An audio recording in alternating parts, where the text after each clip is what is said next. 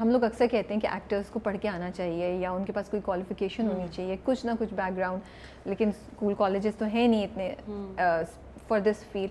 آپ کو لگتا ہے کہ جو آپ نے سارا پڑھا اور جو کیا وہ جب فیلڈ میں آئیں تو وہ فائدہ مند ہوا, یا آپ کو لگتا ہے کہ نہیں فیلڈ پہ آ کے جب آپ آن جاب کام کرتے تو وہ لرننگ علیحدہ ہے؟ آئی تھنک ایکیڈیمکلی کوئی بھی چیز آئی تھنک آپ صرف اپنے نالج میں لا سکتے ہیں, بٹ جو ہینڈس آن ایکسپیرینس ہے وہ از انٹائرلی ڈفرینٹ. ایکٹر بننے کے لیے یا سنیماٹوگرافر بننے کے لیے, ڈی او پی بننے کے لیے یا پھر ڈائریکٹر بننے کے لیے آپ کو کسی فلم اسکول کی ضرورت نہیں ہے. ہاں, آپ کا یہ پوائنٹ آف ویو ہے. یا مجھے لگتا ہے آپ کو ٹیکنیکلٹیز پتہ چل جائیں گی میکسیمم, بٹ جو آپ ہینڈز آن سیکھیں گے, جو آپ سیٹ پہ سیکھیں گے, اور آرٹ کے بارے میں تو مجھے ایسا لگتا ہے کہ وہ یا ہوتا ہے یا نہیں ہوتا. وہ ایسا نہیں ہوتا کہ میں نے سیکھا ہے, آپ سیکھ نہیں سکتے اگر آپ کے اندر وہ ردم نہیں ہے, وہ ٹون نہیں ہے, وہ ایموشن نہیں ہے, وہ ایمپتھی نہیں ہے, آپ کو پتہ ہی نہیں ہے ہنسی خوشی کو فیل کیسے کرنا ہے, تو آپ وہ نہیں کر سکتے. بٹ بہت سارے انٹروورٹس ہیں جو بہت زبردست ایکٹرز ہیں, بٹ انٹروورٹ اور ایکسٹروورٹ ہونے سے فرق نہیں پڑتا.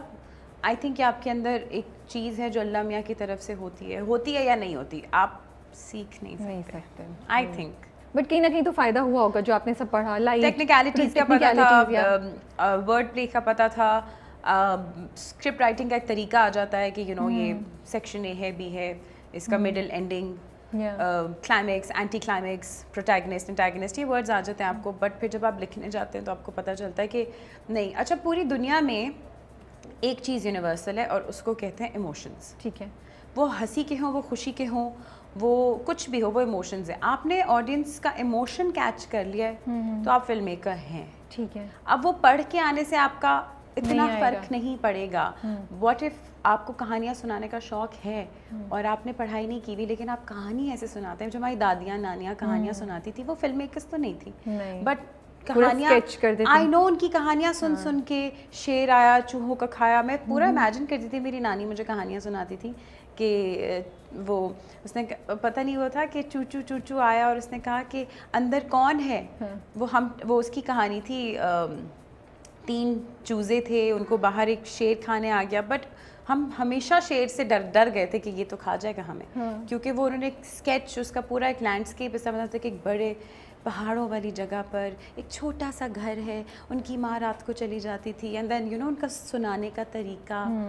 تو آئی تھنک یہ بس ایک طریقہ ہے جو آپ کے اندر ہوتا ہے یا نہیں ہوتا. ویسے آپ صحیح کہہ رہی ہیں, ہماری نانیاں دادیاں جو ہوتی تھیں وہ واقعی اسٹوری ٹیلرز ہوتی تھیں, آواز میں اتار چڑھاؤ آتا تھا اور ایموشنز آتے تھے کہ وہ آیا اور پھر اس نے کہا نہیں مجھے نہیں جانا, پھر اس نے کہا اب تو میں تمہیں کھاؤں گا. سو آل آف دیٹ, مطلب میں نے تو اپنے گھر میں دیکھا ہے کہ اماں, سو میری اماں چوہا بن جاتی تھی, وہ چادر پکڑتی تھی اور وہ اس کے پورا وہ انیکٹ کر کے دکھاتی تھی. ہاں, کیونکہ جب ہم ہوم ورک نہیں کرتے تھے تو میرا بھائی احمد اور میں اور اماں بن جاتی تھی چوہا, اور وہ زمین پہ گھومتی تھی اور ہم بیڈ پہ چیخے مارے, وہ چوہے کی آواز میں کہتی تھی کہ میں اب تم لوگوں کو کھا جاؤں گا کیونکہ تم لوگوں نے ہوم ورک نہیں کیا, اور ہم بھاگ رہے ہیں کہ ہم. And then she used to eat a point in time, جب چوہے سے بھی ہم نے کہا چادر میں گھوم رہی ہے, کوئی چوہا نہیں ہے, یہ اماں ہے. سو اس کے بعد انہوں نے کہا اچھا اب ان کو میں کس طرح ڈراؤں, تو ایک دم سے بیٹھے بیٹھے ایک دن ہنسنے لگ گئی.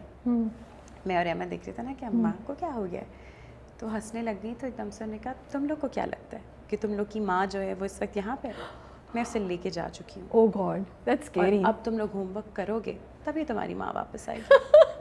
اور میں اور میرا بھائی تھے کہ ہماری اماں پوزیس ہو چکی ہے. تو نے کہا تم لوگ سمجھ سکتے ہو کہ تم لوگ کی ماں جو ہے اب کہیں اور ہے, اب وہ واپس نہیں آئے گی, اور خبردار اگر تم لوگوں نے اپنے بابا کو بتایا کہ میں تمہاری ماں کے اندر آ چکی ہوں. اور ہم رات کو, بابا شام کو آفس سے گھر, اور ہم دونوں بہن بھائی بیٹھے کہ ہم کیا بتائیں کہ یہ آپ کی بیوی نہیں ہے, یہ ایک عورت ہے جو ہماری ماں میں آ چکی ہے. اور احمد اور میں پریشان. But all of this I have learned from my house. ہمارے گھر میں مفتی صاحب, ہمارے گھر میں منو انکل, زرینہ آنٹی, ایمی منوالا, اور اتنے بڑے بڑے لوگ ہر وقت آ کے بیٹھے رہتے تھے, اور ہم ان کے ساتھ ٹافیاں, لالی پاپ یہ کھا. اور جب میرے نانا فوت ہوئے تو مجھے پتہ چلا کہ یہ لوگ یہ تھے, یہ لوگ تھے اور بڑے ابا یہ تھے. اور میرے بابا یوز ٹو سٹ ود بڑے ابا. سو بڑے ابا اینڈ بڑی امی stayed with us all our life. تو ہمارے گھر میں ہمیشہ نانا نانی رہے ہیں. تو بابا اور بڑے ابا مائی نانا بیٹھ کے بات کرتے تھے نوری سالوں کے بارے میں, کہ ایک نوری سال کتنا ہوتا ہے, قیامت کے بارے میں کیا کہا ہے, کب آئے گی, ملکی وے کیا ہے, اور اسٹرالوجی اور اسٹرانومی کا کیا تعلق ہے اسلام سے. سو اتنی انٹلیکچوئل ڈسکشن ہوتی تھی اس وقت, تو سمجھ نہیں آتی تھی باتیں کیا کریں, بٹ کیونکہ وہ کانوں میں باتیں گھستی رہتی تھی تو بعد میں ریفرنسز جب ملتے تھے زندگی میں چیزوں کے, تو سمجھ آتا تھا کہ ہر چیز آئی تھنک اسکولز کالجز میں ہاں آپ نالج حاصل کر سکتے ہو, بٹ اصل گرومنگ آپ کی گھر سے ہوتی ہے. صحیح کہہ رہی ہیں. سو وہ کیونکہ انوائرمنٹ وہ تھا تو بابا کو بھی سمجھ آ گیا تھا کہ میں اس کو کتنا ہی روک لوں گا, اس نے جانا تو وہاں ہی ہے. ابھی میرا جو چھوٹا بھائی ہے اس کو بھی بابا بیچارے کبھی اس کے بال کٹوائیں کہ نہیں بیٹا چھوٹے بال, وہ لمبے سنگر ہے نا, وہ سنگر ہے. کبھی بابا اس کی نہیں شیو بنائے وہ پھر لمبی کر لے.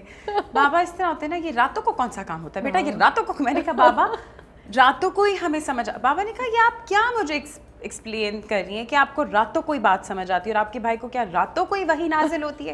میں کہا بابا رات کام ہوتی ہے ہمیں, یو نو. میں نے کہا کیا بتاؤں کہ آمد ہوتی ہے, وہ لکھتا ہے. بابا تو تھے نا ایک سیدھے سادھے ڈفرنٹ فوجی آدمی. انہوں نے کہا یہ کیا آمد, what are you guys talking about? But I think he's completely come to terms.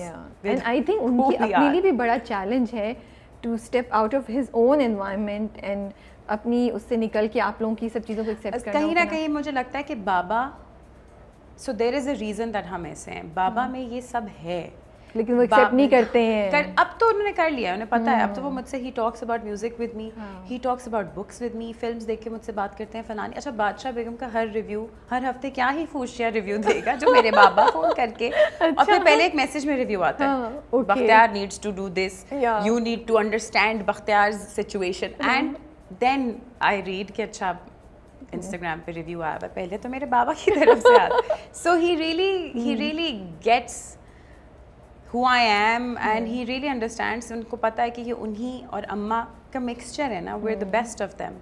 So یہ ماں باپ میں ہوتی ہیں چیزیں تو وہ بچوں میں جینیٹکلی آتی ہیں. But that's so cute and that's so nice کہ وہ ہر ہفتے نا بھیجتے ہیں پورا, کتنا ماشاءاللہ. جب میں بادشاہ بیگم سائن کر رہی تھی وہ مجھ سے پورا بیٹھ کے بریف سنتے تھے, لاڑکانہ میں فون کرتے تھے ویڈیو کال میں, آج کیا ہوا, آپ نے کیسے کیا, آپ نے کیا سوچا, اچھا اس لڑکی کا آنکھ کیا ہے. میں نے کہا آپ کو کہاں سے پتا ہے اس لڑکی کا آنکھ کیا ہے. از لائک نہیں میں آپ سے پوچھنا چاہ رہا ہوں کہ آپ جو دیکھیں نا آپ کو انٹرنلائز کرنی چاہیے سچویشن اس طرح کے خاندانوں میں. And then he goes back in his system of feudalism, he talks about all of that. وہاں سے آپ کو ہیلپ کی. یا ہی وڈ ٹیل می کہ بیٹا ایسے ہوتا ہے فلانی جگہوں پہ ایسا ہوتا ہے. اچھا نہیں یہ بھی زیادہ بات ہو گئی ہے, اس کو تھوڑا کم کریں. تو کیا ہی خضر اور ساجی اسکرپٹنگ کر رہے ہوں گے جو میرے بابا اسکرپٹنگ بیٹھ کے کر رہے ہوتے ہیں. بٹ کتنا مزہ آتا ہے جب آپ اپنی فیملی میں اور بابا جن سے آپ اتنا پیار کرتے ان سے اس طرح کی کانورسیشن کرنا. I think it's like dream come true. نہیں آئی تھنک جیسے جیسے آئی ایم گروئنگ اینڈ بابا از گروئنگ, ہم دونوں بہت کلوز ہو گئے ہیں.